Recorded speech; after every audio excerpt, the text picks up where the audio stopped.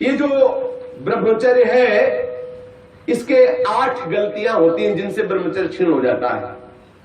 पहला, परस्पर दर्शन काम भाव से। स्त्री पुरुष का परस्पर दर्शन, आपने और कोई क्रिया नहीं हुई, केवल आपने काम भाव से युक्त होकर पुरुष को देख लिया या पुरुष स्त्री साधक को देख लिया, बस गंभीरता पूर्वक अंदर वासना पूर्वक आपने देख लिया। अब आपका ब्रह्मचर्य टिक नहीं सकता, किसी भी तरह से क्षीण हो जाएगा, आपको पता भी नहीं चलेगा।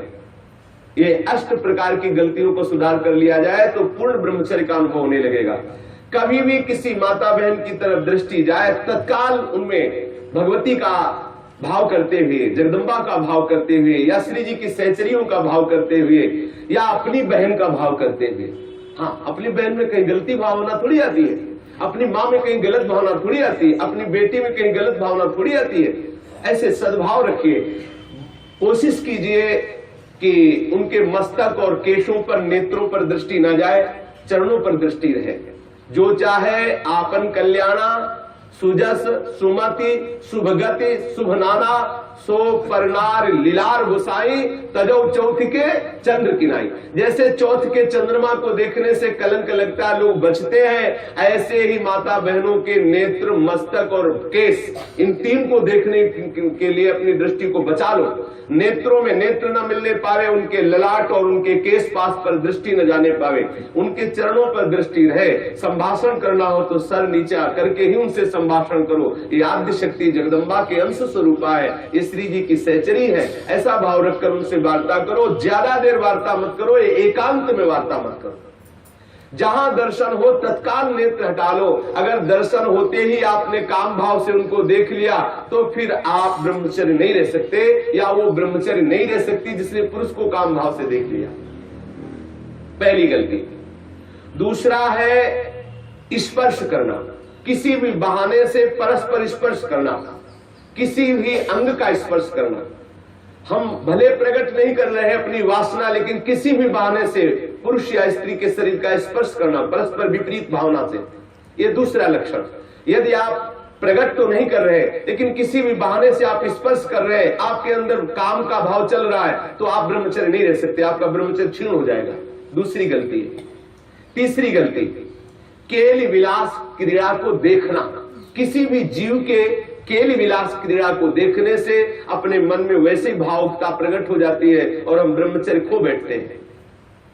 चौथी बात, परस्पर बैठ करके एक दूसरे के रूप का गान करना। आप बड़ी सुंदर हो, या आप बड़े सुंदर हो, आपकी बहुत याद आती है, या वो बहुत सुंदर है, वो हमको बहुत चाहती है, वो हमको बहुत चाहते हैं। ऐसी परस्पर में वार्ता करना या एकांत में उसके गुण कीर्तन करने से ब्रह्मचर्य का नाश हो जाता है।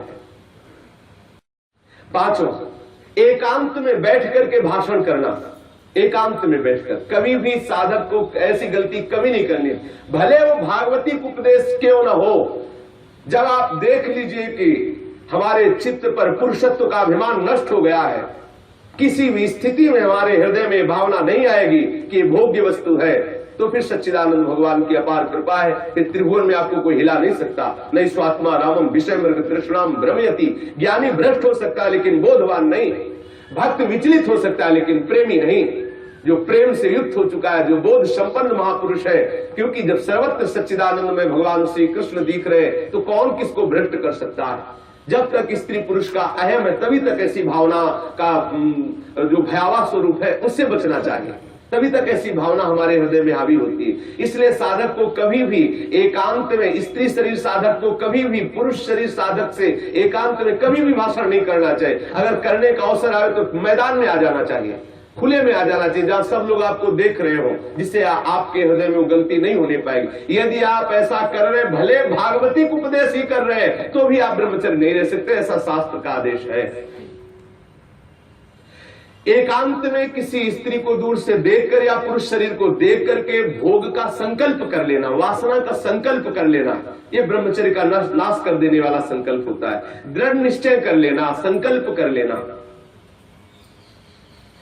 या विपरीत देह वाले, जैसे पुरुष या स्त्री, विपरीत देह वाले संग में एकांतिक केली कर लेना। ये अष्ट प्रकार के जो ब्रह्मचर्य नष्ट करने वाले भाव है, इनसे पूर्णतया बचा जाए। जो ब्रह्मचर्य रहना चाहे कभी भी कामुक दृष्टि से परस्पर शरीरों को ना देखे, स्त्री शरीर साधक या पुरुष शरीर साधक परस्पर किसी को कामुक दृष्टि से न देखे, कभी बुरी भावना से किसी भी माता बहन का स्पर्श न करे, कभी भी किसी भी तरह से अपने निकट ना आने दे, ना उनके निकट जाए। ये बहुत बहुत काम की बात है, इसे साधारण मत समझिए। हम भजन करते हुए भी जो आनंद का अनुभव नहीं कर पा रहे, यही गलती है, हम यही मिस्टेक कर रहे हैं। भले हम किसी का संपर्क नहीं कर रहे, लेकिन हमारे अंदर वासना की गणित लगती रहती, इसीलिए हमें परमानंद का अनुभव नहीं हो रहा। हमें सावधानी रखनी है। देखो, ये ऐसा कोई अपने में ना जाए कि मैं सिद्ध हो गया हूं, मैं जैसा मनमानी आचरण चाहूं कर सकता हूं। भगवान व्यास देव जी ने लिखा है कि बड़े बड़े विद्वान भी इस आकर्षण में अपने आप को ढीला मानते हैं और गिर सकते हैं। इसलिए सावधानी पूर्वक, विद्वानों को भी ये जो आकर्षण है खींच सकता है, इसलिए सावधान रहे। कभी भी ब्रह्मचर्य व्रत धारण करने वाले उपासक को या गृहस्थ धर्म धारण करने वाले गृहस्थी को भी अपनी पत्नी के सिवा कभी और के साथ एकांत में संभाषण नहीं करना चाहिए। किसी को काम भरी दृष्टि से नहीं देखना चाहिए, किसी के काम भाव से स्पर्श नहीं करना चाहिए, किसी को काम भाव से न समीप आने देना चाहिए न समीप जाना चाहिए। कभी किसी को एकांत में परस्पर विरोधी शरीर वाले को, स्त्री पुरुष शरीर वाले को खेलना नहीं चाहिए। कोई भी खेल अकेले में नहीं खेलना चाहिए। कभी भी एकांत में बैठकर मजाक नहीं करना चाहिए, कभी भी एकांत में बैठकर बातचीत नहीं करनी चाहिए। अपने मन को ही आप मित्र और शत्रु समझो। विषयों में लगा हुआ मन शत्रु है और प्रभु के भजन में लगा हुआ मन मित्र है। इसलिए सावधान, कभी भी एकांत में ब्रह्मचर्य व्रत धारण करने वाले को स्त्री का संग कदापि नहीं करना चाहिए, नहीं तो उसके हृदय में वासना जागृत हो ही जाएगी। इसलिए सावधानी रखनी चाहिए। ये जो इन गलतियों का सुधार कर लेता है, वो ब्रह्मचारी पूर्ण रूप से ब्रह्मचर्य रह सकता है। एक बार फिर ध्यान दिया जाए, किसी भी तरह से हम किसी भी माता बहन को या माता बहन किसी भी पुरुष को काम दृष्टि से न देखें। दूसरी बात, किसी बहाने से हम परस्पर स्पर्श ना करें। तीसरी बात, किसी भी तरह से हम उनके साथ कोई क्रीड़ा ना करें, कोई खेल ना खेलें। किसी भी तरह से हम चार लोग बैठ करके उनकी प्रशंसा ना करें जिनके प्रति हमारा मन आकर्षण हो चुका है। कभी भी हम एकांत में संभाषण न करें, एकांत में संलाप न करें। कभी भी हम विषयों का संकल्प न कर बैठे, विषय भोग का संकल्प न कर बैठे। इस तरह से हम अपनी इन 8 क्रियाओं से निवृत्त रहे।